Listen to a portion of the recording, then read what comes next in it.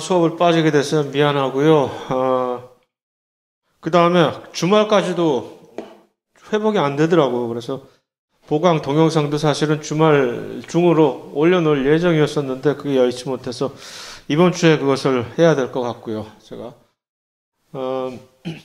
그래서 이 시험 중간고사 자체가 원래는 이제 다음 주가 보통 권장 기간인데 그것 때문에 우리는 저 대선 기간 동안에 빠진 것 보강할 일도 있고 주간에 그 다음에 지난주 제가 빠진 것도 보강할 일도 했고 해서 한 일주일 정도 더 기간을 유예를 해서 보기로 한 것이고요. 이유가 그렇기 때문에 다음 주에는 물론 수업은 있지만 다음 주의 수업 내용은 중간고사에 포함되지는 않습니다. 그러니까 다음 주의 수업 내용은 기말고사에 포함이 될 것이니까 모든 시험은 소위 말해서 컴프리헨시브가 아니고 중간고사 보기 전까지의 내용은 그렇게 습득하고 중간고사 보고 난 다음에는 뭐 싹 잊어버리셔도 되고 기말고사는 그 이후부터 내용만 여러분들이 숙지를 하시면 되는 것이니까요. 그 다음에 두 번째는 시험 자체를 원칙적으로는 이 대면 시험을 전부 원칙으로 하고 있다고 제가 연락은 받았으나 아직도 사실은 뭐 한두 명씩 간혹 가다 이제 확진자 나오고 학생들 간에서도 그때 가서 또 뭐 무슨 일이 생길지도 사실은 모르겠고 그것도 그다음에 이 반 같은 경우에 학생 수가 그다지 많지 않아서 뭐 큰 문제는 아니지만 또 다른 제가 가진 분반은 60명이나 되는 학생 수이기 때문에 그 학생들이 전부 다 수업을 이제 시험을 보러 나온다면 그거 역시 조금 이제 다루기가 사실은 약간 걱정스러운 부분이기 때문에 2년 동안 사실 지난 2년 동안 요 비대면으로 온라인으로 시험을 보는 노하우도 이미 저는 쌓여 있고 또 제 시험 같은 경우는 어차피 이것이 이제 오픈북 형태의 시험이기 때문에 비대면 형식으로 보는 데 있어서 아무 문제가 없습니다. 그래서 비대면 형식으로 이 줌 화상회의를 통해서 예년과 같이 지난 2년 동안 코로나 시절과 같은 방식으로 시험을 볼 예정입니다. 그래서 뭐 조금 더 구체적인 뭐 어떻게 어쩌란 얘기야라는 뭐 그런 것들은 물론 이 이캠퍼스 공지사항에다가 다시 이제 정리를 해서 올릴 예정이지만 기본적으로 무엇이냐 하면 제가 이제 제 줌 어카운트랑 비번을 공지사항에 올려놓으면 여러분들이 그 줌 화상회의를 접속을 해서 들어오시면 되는 거죠. 그럼 들어오시는 대로 이제 카메라를 켜셔야 돼요. 여러분들 카메라를 무슨 핸드폰에 있는 카메라를 이용을 하시든 뭐 아니면 컴퓨터에 있는 웹캠을 이용을 하시든 간에 어쨌든 간에 카메라를 켜셔서 이게 이제 뭐 조금 더 정식으로 까다롭게 굴면 카메라 두 대를 비추어서 하나는 얼굴을 비추게 하고 또 하나는 옆면을 비추게 해서 답안을 적는 모습까지 전부 보이게 하는 그게 뭐 삼성에서 입사시험 볼 때 그렇게 했다고는 하는데 뭐 삼성도 아니고 여기는 그렇게까지 할 필요는 없고 둘 중에 하나 여러분 편한 대로 여러분들의 옆면을 카메라가 비추게 하시던가 아니면 정면을 비춰서 여러분의 얼굴을 제가 계속 볼 수 있게 하던가 뭐 둘 중에 하나면 충분합니다.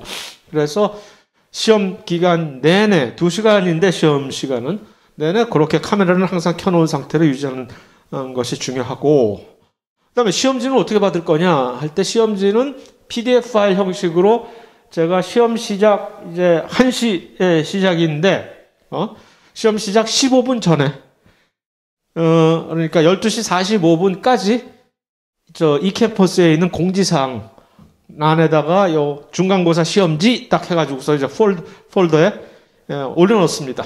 이제 그거를 이 PDF 파일을 그러면 여러분들이 그걸 다운로드 받아서 근데 왜 15분 전이나 일찍 해서 그 시험지를 올려놓느냐 하면 혹시 그 시험지를 출력을 하시고 싶어 하시는 분들 시험을 온라인으로 보더라도 나는 종이로 보는 시험 그게 맛이지 종이에다 직접 써야지 그 다른 건 안 되겠다 하면 출력하세요.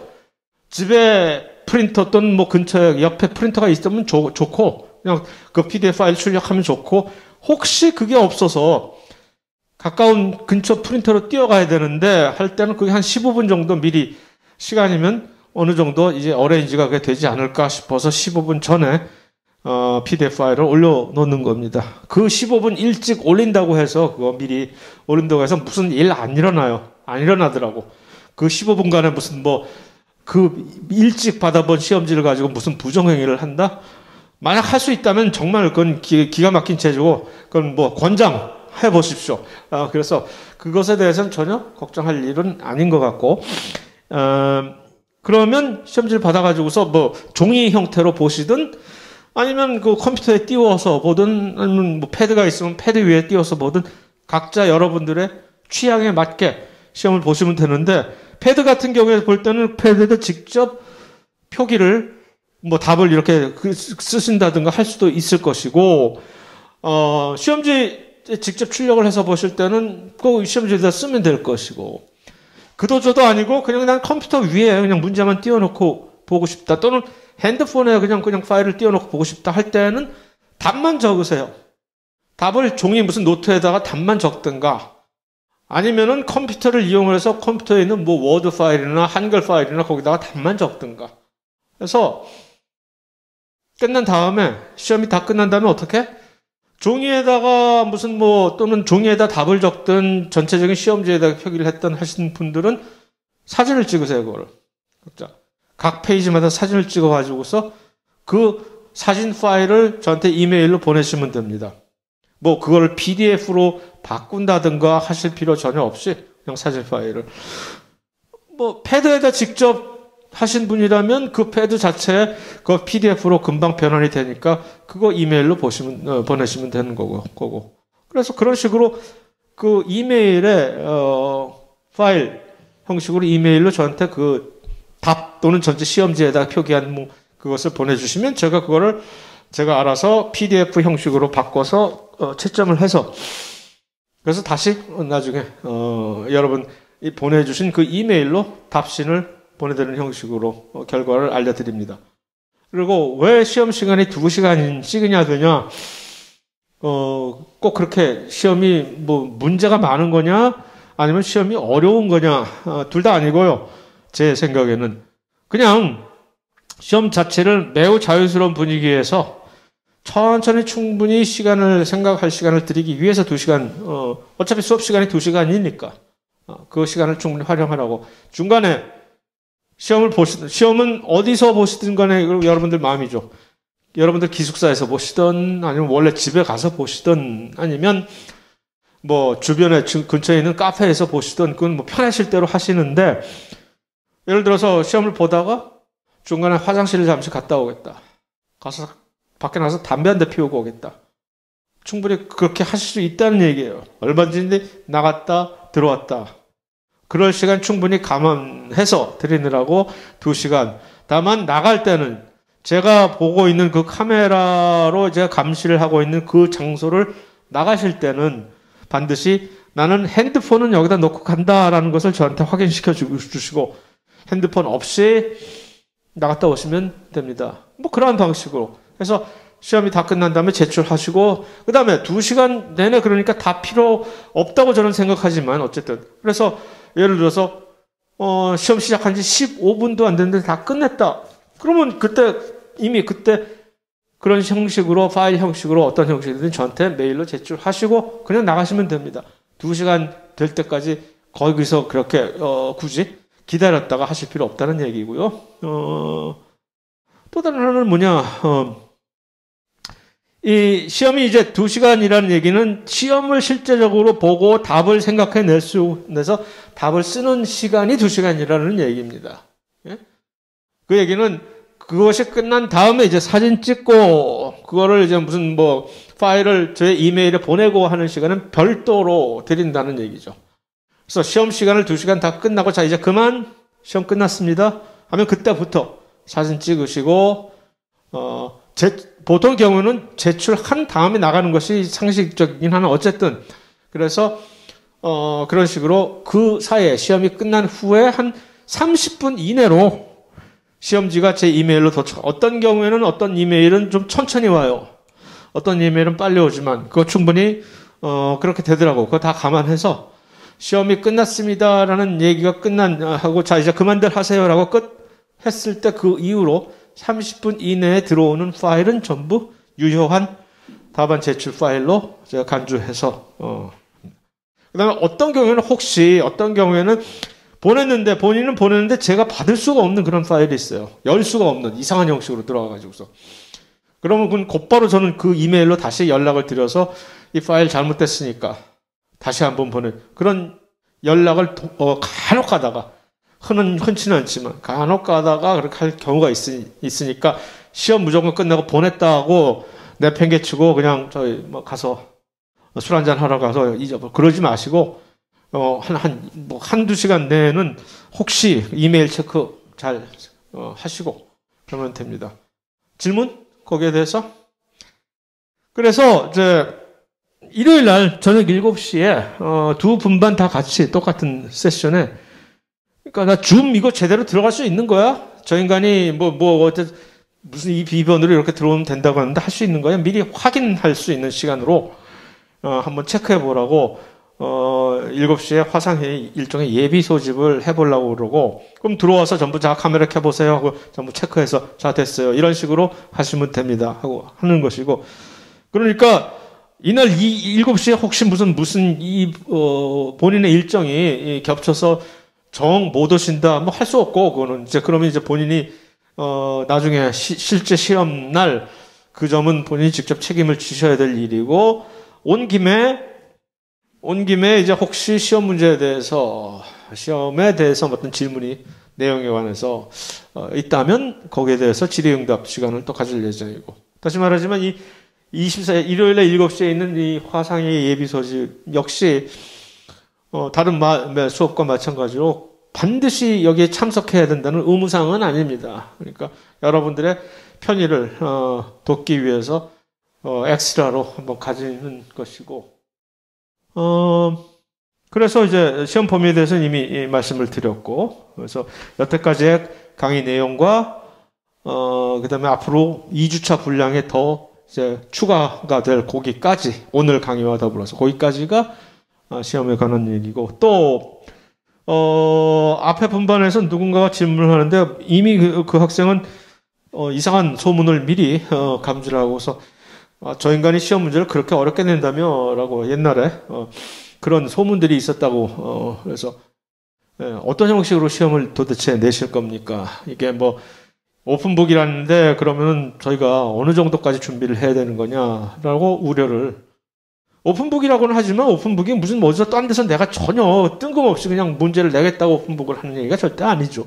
물론 여러분들이 인터넷 검색할 수 있는 시험 형식이긴 하나 그냥 처음 듣도 보도 못한 걸 갑자기 인터넷에서 찾아서 쓰라고 제가 문제를 하려고 오픈북으로 하지는 않았을 거 아닙니까? 이게 오픈북으로 하는 이유는 제 첫 시간에도 말씀을 드렸지만 일일이 모든 것을 전부 다 머릿속에 담아와가지고서 시험을 보라는 뜻이 아니라 대충 이미 모든 개념은 이해하고 있어야만 되지만 세세한 내용은 어디 정도 있다, 어디쯤 그게 있다라는 정도만 알고 들어오라는 얘기죠. 그러면 그때 가서 세세한 내용은 그거 강의 노트 거기 어디쯤에 있어, 렉처 PDF 그 동영상 어디쯤에 있어, 그 정도는 알고 있으면 그때 가서 이렇게 답을 써놓고 이거 맞아? 하면서 확인을 할 수 있게끔 한다는 얘기죠. 물론 오픈북 형식의 시험이니까 문제를 무조건 어디 가서 딱 뒤지면 그대로 답이 그대로 있는 그런 식의 문제는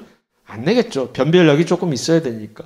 그러니까 있는 정보들을 몇 개를 중복해서 감안해서 이러한 정보와 저런 정보가 있으니까 이러한 답이 도출이 되어야만 된다라는 합리적인 추론 형식을 보통 많은 경우에 사용할 수 있게끔 하자는 취지에서 오픈북 형식으로 시험을 보는 것입니다. 그래서 사실은 가장 제 입장에서 볼 때 이상적인 제 시험의 오픈북 형식의 이제 답을 도출하는 형식은 일단은 시험 문제를 그대로 강의 내용 이미 다 알고 있기 때문에 이상적으로 이론적으로 얘기해서 인터넷 검색 하나도 안 하고도 사실은 다 답을 낼 수 있는 문제들입니다.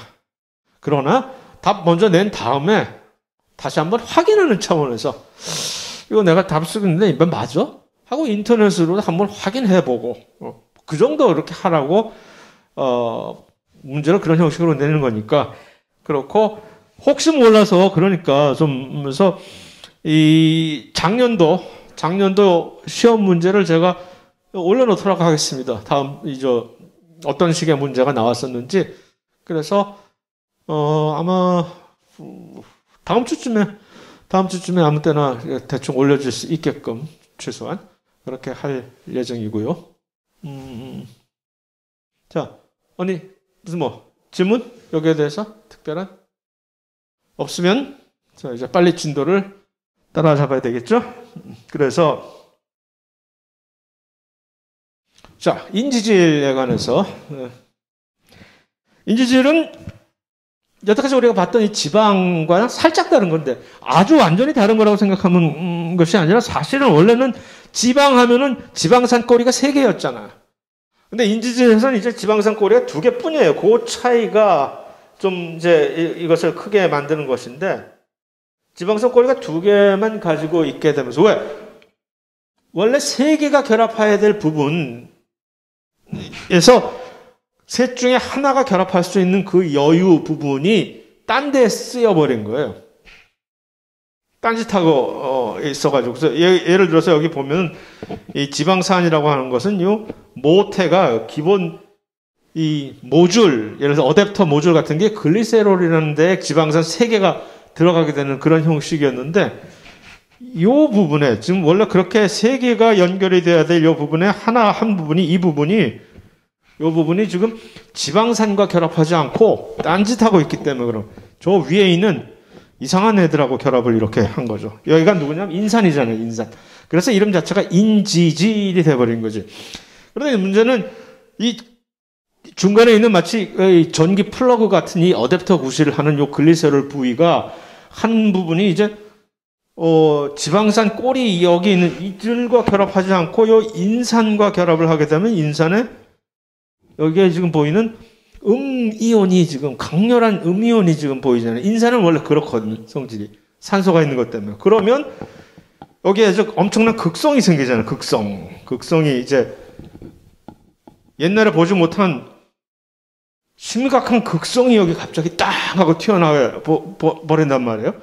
옛날에 지방산에 보였던 아주 미묘한 극성하고는 비교가 될 수 없을 정도의 노골적이고 강력한 음이온 극성이 여기 생겨버리게 되면 이게 더더군다나 이제 큰 문제가 뭐냐면 자기들끼리 논다고 인산이라는 극성 물질이 뜨면 자기 친구들 불러가지고 난장판을 만들어버리고 야 이리와 이래서 여기 있는 지금 질소가 양이온을 띠고 있는 질소가 같이 모여가지고서 그러니까 그냥 전체적으로 쉽게 생각해서 이 부분 전체가 이만큼이나 큰 부위가 이제는 이 인지질에서는 이 부위가 어떻게 돼? 극성 부위가 되어버리는 거예요.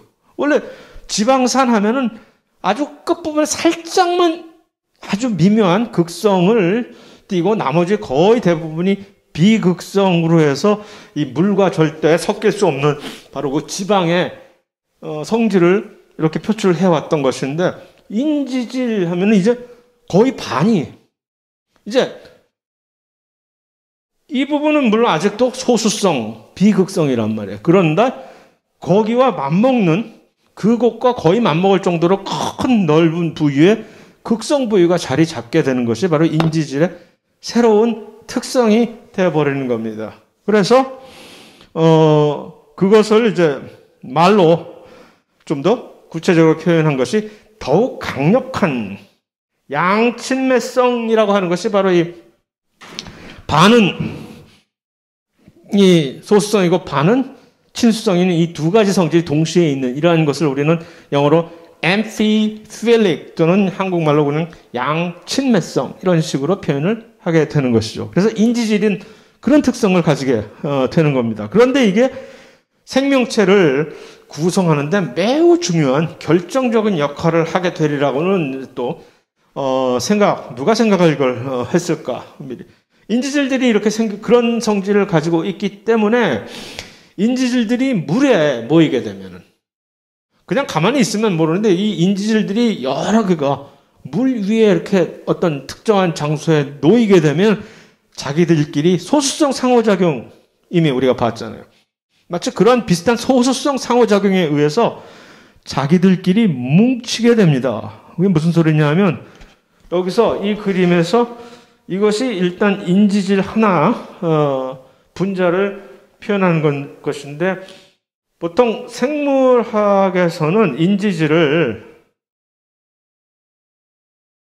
지금 이건 본 거는 이 실제적인 화학 식이고 구조이고 그것을 이제 분자 구조로 표현은 보통 이런 식으로 하는데 생물학에서는 이렇게 이제 더 이상 한 번만 기억 봤으니까 됐지 더 이상 기억 볼 필요가 없어요. 우리는 생명과학에서 특히 일반 생물학 수준에서는 보통 인지질 하면 언제나 이런 식으로 그냥 표현해 버리고 맙니다. 이렇게 이쪽 동그란 이 부분을 친수성 이 부위가 바로 이 부위 전체를 퉁쳐서 이렇게 동그랗게 표현하는 거예요. 이것을 친수성 머리 이렇게 얘기를 하고 그럼 이 부분은 소수성 아직도 소수성 가리는 지방산 이 부위가 바로 소수성 꼬리 이렇게 돼가지고 그냥 이렇게 동그랗게 하고 선 두 개 그으면 끝. 이게 보통 우리가 인지질 하나를 생명과학에서 표시하는 그런 방식입니다.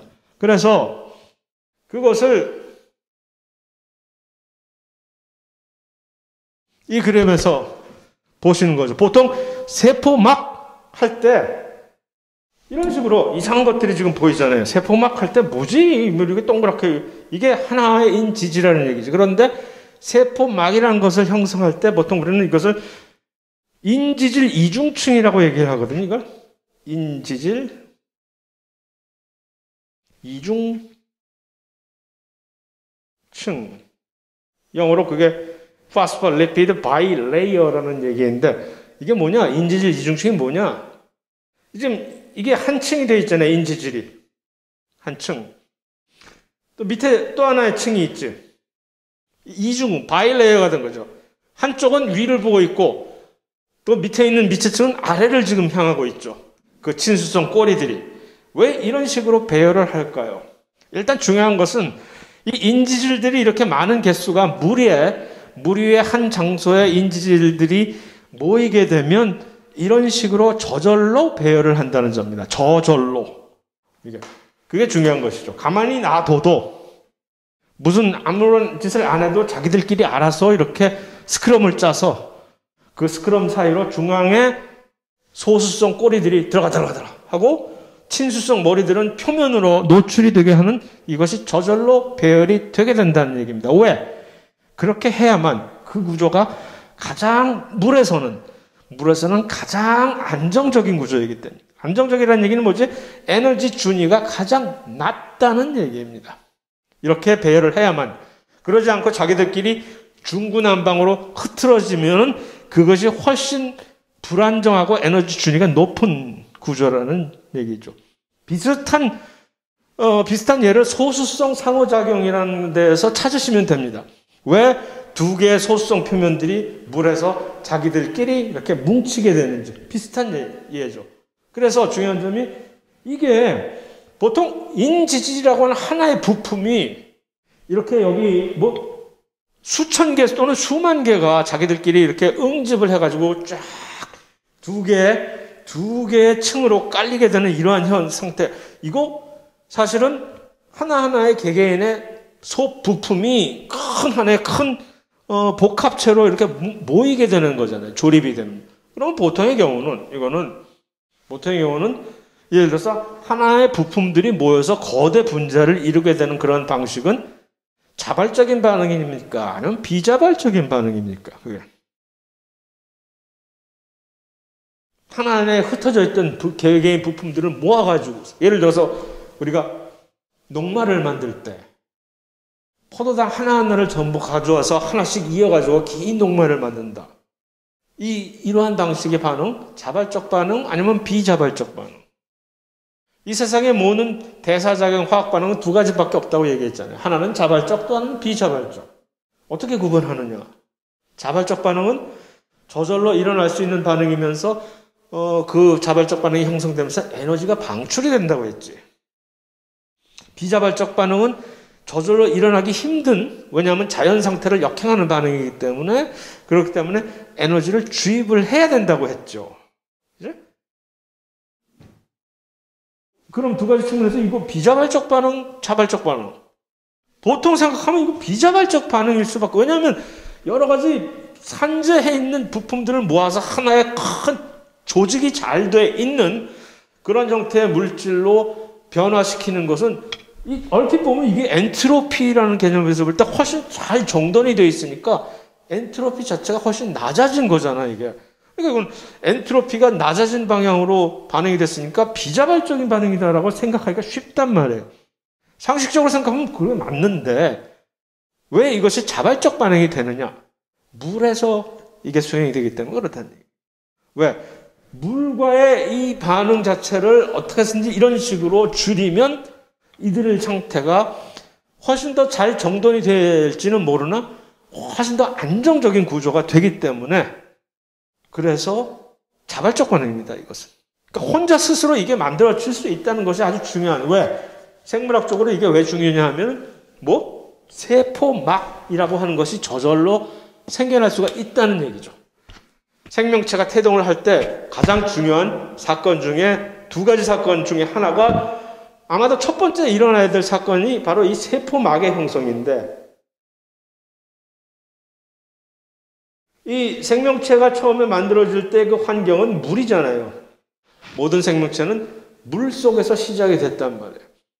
그러니까 물 속에서 어떤 생명체가 잘 조직이 먼저 돼야 되는데 그 조직이 되려면 먼저 여기다 금을 그어야지. 여기서부터 이제부터는 이 금 안에서는 생명 활동이 이루어질 거니까 건드리지 마라고 하는.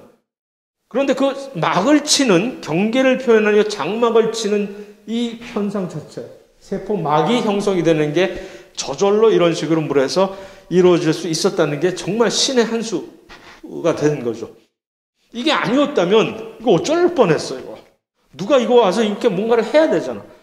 그런데 그러지 않아도 인지질들이 이렇게 뭉쳐있게 되는 상황만 주어지면 자기들끼리 저절로 알아서 이건 쭉 막을 형성하는. 이 막이 어떻게 세포막이 되지? 이게 조금만 길어지면 스스로 알아서 닫혀버리게 되는 거죠. 이렇게.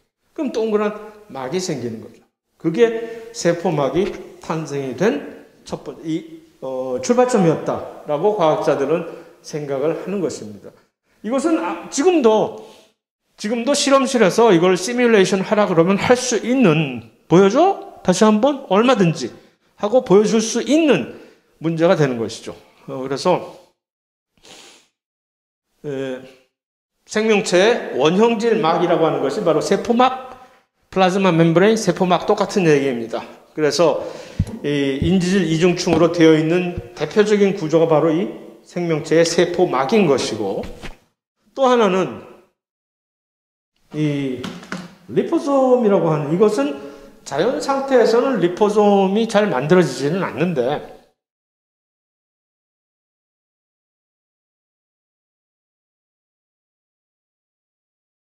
이게 이제 리포솜, 이게 세포막이라면 이건 한참 길어져가지고 나중에 큰 세포막이 되겠죠. 다시 말해서 리포솜이라고 하는 것은 세포막보다는 훨씬 작은 동그란 이런 막이 생성되는 것을 우리는 이것을 리포솜이라고 얘기를 합니다. 보통 인공적으로 많이 만들죠. 왜? 써먹을 때가 많기 때문에. 화장품 선정 같은 거 할 때 이 얘기 많이 나오잖아. 리포솜을 통해 가지고서 흡수가 아주 촉촉히 잘 돼요. 어쩌고저쩌고. 이게 왜 이게 다시 말해서 화장품의 그 무언가는 모르면 그 좋다는, 우리 몸에 좋다는 그 성분을 그냥 바르는 것보다 이 리포솜 안에다가 집어넣어 가지고서 여러분들 피부에 이렇게 바르면 이게 훨씬 흡수가 잘 되겠지. 여러분들의 피부 전부 기본적으로 세포막 근간의 성분들 아니에요. 그런데 이거 역시 똑같은 세포막과 같은 동일한 화학적, 물리적 성질을 가지고 있는 것이니까 자기들끼리 야, 왜 이래? 친구들끼리 왜 이래? 자기들끼리 쉽게 혼합이 된다는 얘기죠. 다시 말해서 투과가 우리의 세포는 정말 까다로운 존재라서 아무나 못 들어가지. 어딜 감히 들어가려고. 특히 누가 그런 큰 문제를 가지고 있지? 우리 세포 안으로 들어갈 때? 모든 친수성 물질들이 세포 안으로 들어가는 큰 어려움을 겪잖아. 왜? 세포막이 이런 식으로 인지질 이중층으로 되어 있으니까 소위 말해서 중간에 있는 그 엄청난 두께의 지질막을 친수성 물질들이 감히 뚫고 들어갈 에너지가 없는 거지. 어딜 감히 들어가, 여기. 그러니까 우리 세포막을 쉽게 들락날락 할 수 있는 물질들은 이 소수성 물질들밖에 없는 거예요. 크기도 물론 작으면서. 그런데 이제 리포솜 같은 이런 계통의 물질들은 세포막과 동일한 성분이니까 그냥 쑥 들어가면 투명인간이 벽을 쑥 안으로 스며들어서 밖으로 나갔다 왔다 할 수 있듯이 마치 행동할 수가 있다는 얘기죠. 그래서 이거 좋네. 그럼 이 안에다가 별걸 다 집어넣어보자. 가 이거 되는 거죠. 그래서 예를 들어서 이 안에다 뭘 집어넣을까 할 때 예를 들면 이런 거 집어넣자. 이런 뭐 약이든 영양분이 됐든 간에 뭐 화장품에 들어간 성분이 됐든 간에 어떤 친수성 물질들이 그냥 들어가게 하면 우리 세포 안으로 흡수되기 힘든 것들을 리포솜 안에다 집어넣어서 보내면 이 리포솜이 그냥 쑥 들어가니까 리포솜이 우리 세포 안으로 들어가면 어떻게 되느냐? 이제 분해가 되지. 리포솜이 뚜껑이 열리는 거죠. 그러면서 드디어 그 안에 비로소 그 안에 들어있던 물질이 모습을 드러내면서 나야 나. 그럼 세포 안에서 알아서 그래? 알아서 해결해 주게 되는 거니까. 또 이 안에 이런 걸 집어넣을 수도 있어요. 예를 들어서 이런 핵산처럼 보이죠? DNA 같은 것들. 대표적으로 요즘 우리가 흔히 보게 되는 게 이 안에 리포솜 안에다가 이렇게 DNA를 하나 집어넣고 여러분들 팔에다 쭉 집어 눌러놓는 거.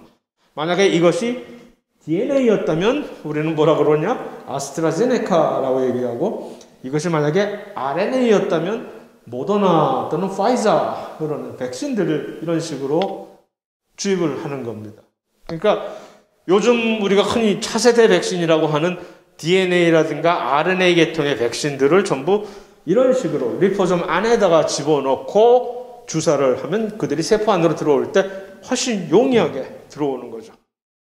아스트라제네카 같은 DNA 백신일 경우에는 이 DNA는 세포 안에서 한 번 더 장벽을 넘어야 되지. 핵 안으로 들어가 줘야 되니까.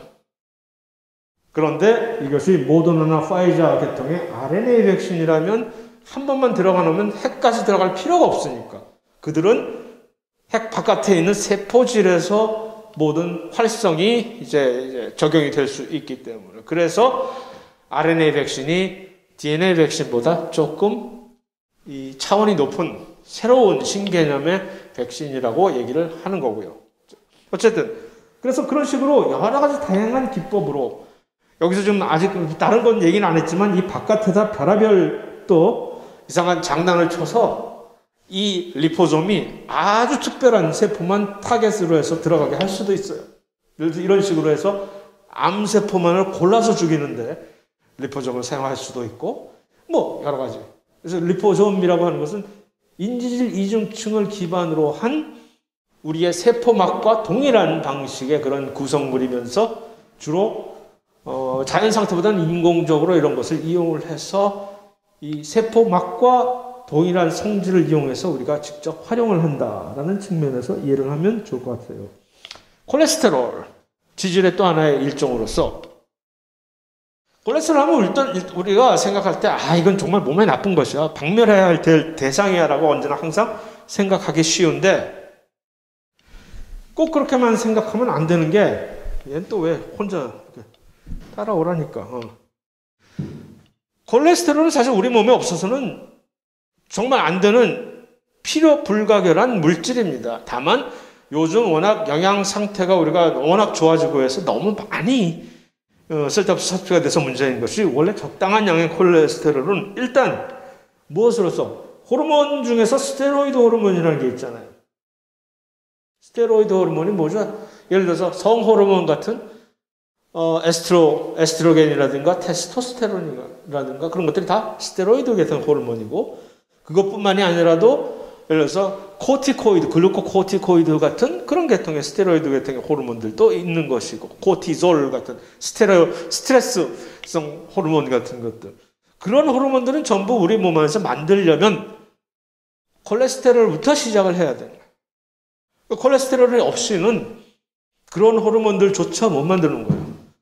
물론 우리가 콜레스테롤을 꼭 바깥의 음식물 그런 데서만 섭취할 수 있는 것은 아니고 합성할 수 있죠. 물론 우리 몸 안에서 합성할 수 있으나 어쨌든 간에 콜레스테롤이 나쁘다는 얘기가 절대 항상 나쁘다는 얘기가 아닌 것이고, 또 하나는 그런데 이 스테로이드 호르몬 같은 것들은 물론 중요하긴 하나 일반적인 세포는 사실 알 게 뭐야. 왜냐하면 우리 몸 안에서는 호르몬은 아주 극히 일부 특별한 지역에서만 만들잖아요.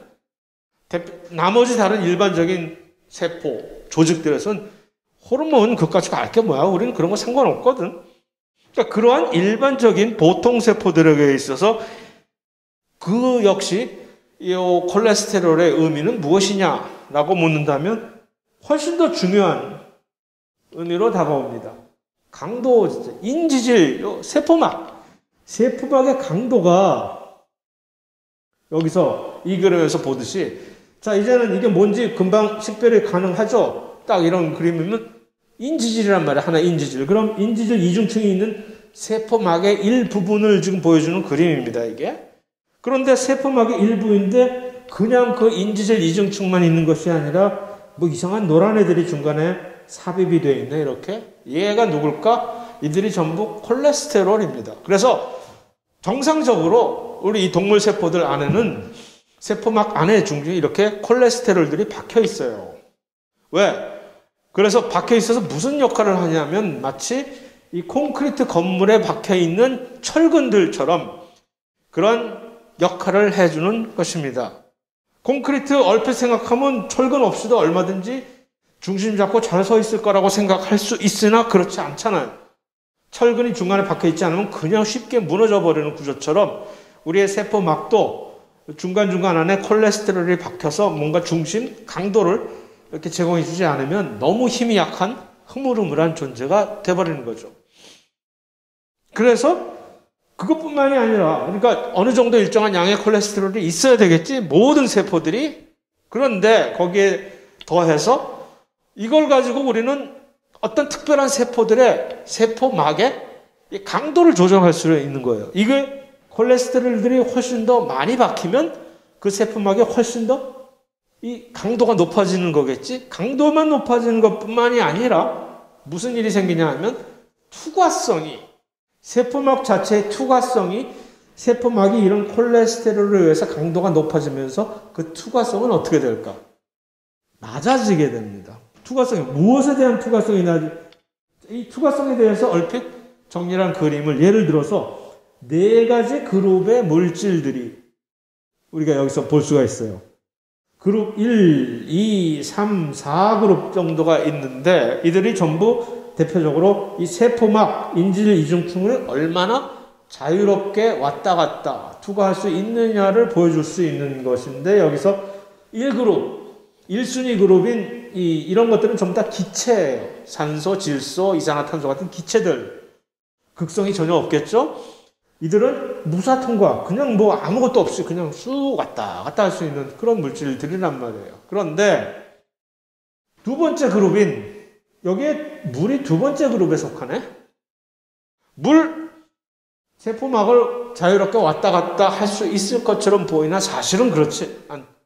왜 그럴까? 물 극성인 거 우리 알았잖아요. 물이 극성이기 때문에 사실은 물조차도 세포막을 자유롭게 왔다 갔다 할 수는 없어요. 그러니까 약간 힘이 들어. 그러나 물은 좀 특별한 게 물만을 위해서, 물만을 전담해서 따로 그런 식으로 통로를 이미 많이 만들어 놨어요. 세포막 안에는. 그래서 그거는 이제 나중에 우리가 살펴보게 될 것이고, 세 번째 그룹, 포도당, 설탕이 지금 여기 대표적으로 나와 있는데, 예를 들어서 조금 크기가 크면서 극성을 띠고 있는 물질이지. 포도당, 설탕, 여기엔 또 아미노산, 뭐 그런 것들까지 다 들어가 있겠죠. 이들은 전부 사실 극성들을 띠고 있으면서, 그러니까 이들은 감히, 자, 여기서부터는 이제 여기 완전히 다 튕겨나가잖아. 그냥 무대뽀로 세포막을 통과하겠다고 지들이 들이밀었다간 명함도 못 내밀고 전부 다 쫓겨나게 되는 그런 물질입니다.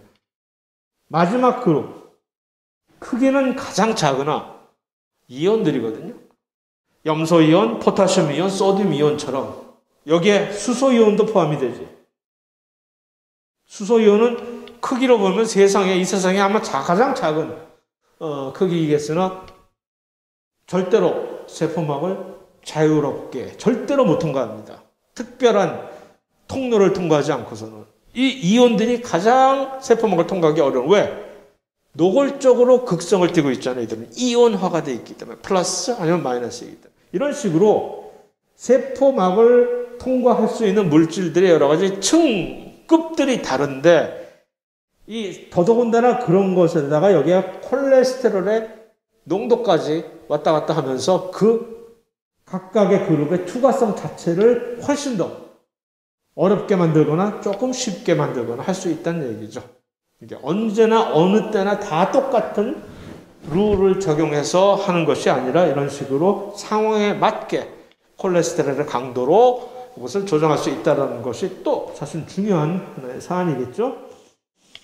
자, 거기까지가 하면 지질까지는 그럼 다 본 거예요. 탄수화물과 지질까지는 다 봤는데, 이 2장에서는 그러고 나서 우리 교과서에 끝에 가서 뜬금없이 이제 이 반응과 에너지라는 것이 개념이 나옵니다.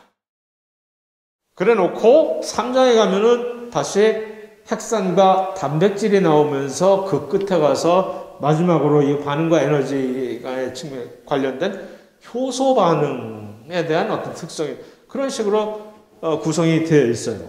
그래서 자, 뭐 일종의 복습이라면 복습이고, 반응과 에너지를 볼 때 먼저 이거 다시 한번 우리 이화작용, 동화작용 얼핏 언급만 했지 다시 한번 확인을 합시다. 모든 대사작용은 크게 두 가지 종류로, 둘밖에 없다고 얘기했죠. 이거 아니면 저거. 생명체 안에서 일어나는 모든 화학 반응입니다. 그런데 얼마나 많겠어요? 얼마나 많은 그런 종류의 그런 화학 반응들이지만 이거 아니면 저거. 둘 중에 하나. 이화작용 아니면 동화작용이라는 얘기예요. 이화작용은 뭐냐면 큰 물질이, 고분자 물질이 저분자 물질로 분해되는 반응이에요. 부서지는 거지. 파괴되는. 자, 이게 이화작용이에요. 이거 자발적 반응일까? 비자발적 반응일까? 모든 이화작용에 다 적용될 수 있는 말입니다. 어떤 반응이 이화작용이라면 이것은 자발적일까? 비자발적일까? 한번 물어봅시다. 부서지는 거예요. 부서지면 엔트로피가 어떻게 될까? 자발적인지 비자발적인지 항상 엔트로피를 생각하면 돼요. 부서진다면 이건 엔트로피가 높아질까? 낮아질까? 엔트로피라는 건 얼마나 잘 정돈되어 있냐를 설명해 주는 거죠. 어떤 물질이 잘 정돈이 되어 있으면, 조직이 되어 있으면 그것은 엔트로피가 낮아요. 그런데 그 물질이 막 부서져가지고서 산지사방으로 흩어지겠지, 부서지면. 그러면 엔트로피가 확 높아져. 그러면 이 이화작용은 자발적일까? 비자발적일까? 이것은 부서지잖아. 그러면 엔트로피가 높아지지. 그럼 자발적일까? 비자발적일까? 자발적이지. 그러니까 모든 이화작용은 자발적인 반응이에요. 그러면 이 반응은 에너지가 방출이 될까? 흡수를 해야만 될까? 만약 이화작용이 전부 자발적 반응이라면 그러면 우리는 금방 알 수 있는 거지. 이 반응은 전부 에너지를 방출을 할 것이지. 정반대, 그 반대. 비자발적 반응은 혼자 스스로 일어날 수 없어. 그러니까 에너지를 집어넣어 줘야만 돼. 자발적인 반응은 그 반대로 반응이 끝나면 에너지가 스스로 자수해서 광명차죠. 나와가지고. 그게 자발적 반응이거든요. 요 한마디로 그러니까 이 자발적 반응에 관련된 모든 사안이 다 정리가 이쪽으로 딱 돼버리는 거예요. 외우려고 할 필요가 없잖아. 왜 외워 그걸? 하나하나 논리적으로 이화작용이란 뭐지? 부서지는 반응이다. 오케이? 부서진다면 무슨 얘기야? 엔트로피가 높아지겠네. 그럼 당연히 자발적이지. 자발적이면 에너지 방출되겠네. 끝. 동화작용은 정반대 전부. 부품들이 모여서 큰 물질로 합성이 되는 거예요. 조립이 되는 거예요. 그럼 동화작용은 엔트로피가 낮아지겠지? 동화작용의 결과로? 엔트로피가 낮아진다는 얘기는 자연 상태에서 우리 대자연이 그것을 좋아하지 않겠네? 우리의 우주는 엔트로피가 항상 높아지는 쪽으로 가잖아요. 그러니까 이거는 우리와 맞지 않는 우리의 우주의 특성과 정반대는 그런 뭐지? 비자발적인 반응이지. 그렇죠? 그럼 비자발적인 반응은 절대로 일어날 수 없다는 얘기인가? 아니지 그건. 비자발적인 반응임에도 불구하고 난 꼭 해야만 되겠어 하면 어떻게 해야 돼? 에너지 주입하면 된다고 얘기했지. 그러니까 모든 동화작용은 에너지를 흡수를 해야 되겠지. 에너지 줘 그럼 내가 할게. 이렇게 되니까. 그래서 그런 식으로 연관이 되는 거거든요. 그런데 저 밑에 있는 얘는 뭐야? 발열 반응, 흡열 반응. 바로 그 에너지의 입출입을 얘기하는 겁니다. 발열 반응이라는 얘기는 무조건 열이 나는 반응을 발열 반응이라고 하는 것이 아니라 에너지가 방출이 되는 반응을 그냥 규정상, 정의상 발열 반응이라고 정의하는 겁니다. 그러면 모든 발열 반응은 이거 자발적 반응 아니면 비자발적 반응? 발열 반응. 자발적, 비자발적. 뭐예요? 에너지가 방출되는 거라니까, 이건? 그럼? 자발적 반응이겠지. 자발적. 그러니까 이화작용과 발열 반응은 그대로 이퀄 사인 찍어주면 되는 거지. 그러니까 이화작용을 그냥 에너지 측면에서 다시 표현하면 이렇게 된다는 얘기입니다. 동화작용은 이것과 이퀄 되면 되겠지? 흡열 반응. 에너지가 흡수가 되는 반응이니까 에너지를 주입을 해줘야 되는 반응. 거기까지는 어렵지 않아요. 그런데 이러한 반응 역시 여러분들 들어봤잖아요. 산화, 환원. 산화, 환원 반응의 특징은 사실은 보통 다른 반응들은 별개로 따로 떨어져서 각각이 별개로 분리가 되는 반응인데 산화, 환원 반응은 항상 같이 붙어 다니는 반응이에요. 같은 반응 내에서 어떤 한 물질이 산화가 되면 반대로 또 다른 그 반응에 참여했던 그 같은 반응 내에 또 다른 물질은 그 반대로 환원이 되는 서로 왔다 갔다 교차가 되는 그런 식의 성질을 가지고 있거든요. 자, 그게 중요한 것이 아니라 여기서 우리가 알고 싶은 것은 산화 환원 반응이라는데 여태까지 지금 이 위에서 두 개 보듯이 우리는 모든 화학 반응은 최소한 대사 반응에 포함되는 모든 화학 반응은 이거 아니면 저거였잖아. 이런 식으로 이화 아니면 동화. 자발적 아니면 흡열이었잖아. 그러면 산화 환원을 우리가 어떻게 할까? 산화 환원 반응은 이건 이화작용이야, 동화작용이야. 어떤 물질이 예를 들어서 내가 산화되었다 라고 하면 이 친구 이거 이화작용을 지금 지가 겪은 거야? 아니면 동화작용을 겪은 거야? 어떻게 알 수 있을까? 이거 왜 중요하냐면 나중에 우리가 가서 이 유기호흡 광합성 할 때 그 반응 자체가 산화 환원 반응이거든. 그럼 그럴 때 이것이 우리가 이화 반응인지 동화 반응인지를 추적할 수 있어야 되죠. 그래서 미리 지금 깔아두는 겁니다. 어떤 물질이 산화됐다는 얘기는 이거 자발적 반응일까 비자발적 반응일까? 일반적으로. 일단 산화 반응의 정의는 뭡니까? 산소와 결합을 하면 산화 반응. 산소와 결합. 어떤 물질이 산소와 운이 좋아서 멀어지게 되고 도망가게 되면 산소로부터 그럼 그것은 환원됐다고 얘기를 하지. 그러나 모든 반응이 그런 식으로 산소가 노골적으로 개입되는 반응은 아니면서도 그럼에도 불구하고 산화 또는 환원으로서 결정을 할 수 있는 경우가 많거든요. 산소가 없는데도 불구하고 어떻게 해? 산소 대신에 누구를 대입시켜? 누구를 추적을 해? 전자를 추적을 합니다. 왜? 산소가 얘기했죠. 산소는 전자에 대한 욕심이 그렇게 센 녀석이라고. 그러니까 예를 들어서 그것을 대입을 하면 돼. 산소와 결합을 했다? 결과는 뻔하잖아. 그 누군가가 산소와 결합을 했어. 그럼 네가 가지고 있던 전자는 산소한테 다 개털리는 거지. 전자를 뺏기게 될 거 아니야, 산소한테. 그래서 산소한테 직접적으로 이렇게 결합을 하거나 아니면은 우회적으로 전자를 빼앗기거나 그 전자는 결국은 산소가 나중에 결국은 가져가게 돼 있어. 하거나 둘 다 산화가 되는 겁니다. 산화. 반대로 산소로부터 멀어지거나 운이 좋아서 아니면 또 다른 방식으로 산소가 멀어지면 전자를 획득 어디에서 줍줍할 수 있는 기회가 높아져요. 전자를 얻게 되면은 전자를 잃는 대신 얻게 되면은 환원이 됐다고 얘기를 하는 겁니다. 그래서 여기서 보면은 이 두 개 A하고 B가 둘 다 물질입니다. 반응. A라는 물질과 B라는 물질이 반응을 해서 그런데 결과가 A는 지금 A 플러스 양이온이 되어버렸어. 양이온이 됐다는 얘기는 뭡니까? 전자가 어떻게 된 거예요? A라고 멀쩡해 있던 물질이 A 플러스 양이온이 되어버렸어. 그럼 이 친구 전자를 잃어버린 겁니까? 얻은 겁니까? 전자가 어디서 집 나간 거지.